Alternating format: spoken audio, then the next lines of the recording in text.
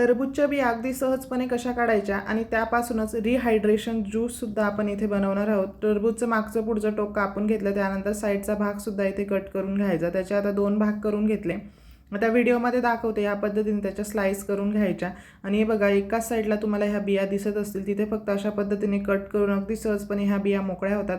आता ज्यूस बनवण्यासाठी मी इथे बोरोसिलचं कोल्ड प्रेसचं ज्युसर वापरते। कोल्ड प्रेस म्हणजे काय, इथे उष्णतेचा वापर केला जात नाही, फक्त दाब देऊन हा रस किंवा ज्यूस काढलं जातं। हे बघा अशा पद्धतीने, म्हणजे त्याचे नैसर्गिक गुणधर्म हे तसेच टिकून राहतात।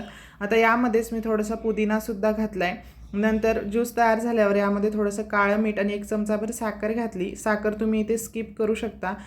ज्युसरची लिंक मी डिस्क्रिप्शन बॉक्समध्ये देते आणि स्क्रीनवर दिसत असलेला कुपन कोड BF10 हा यूज करा, म्हणजे एक्स्ट्रा डिस्काउंटसुद्धा मिळेल। व्हिडिओ आवडला असेल तर जास्तीत जास्त शेअर करा। धन्यवाद।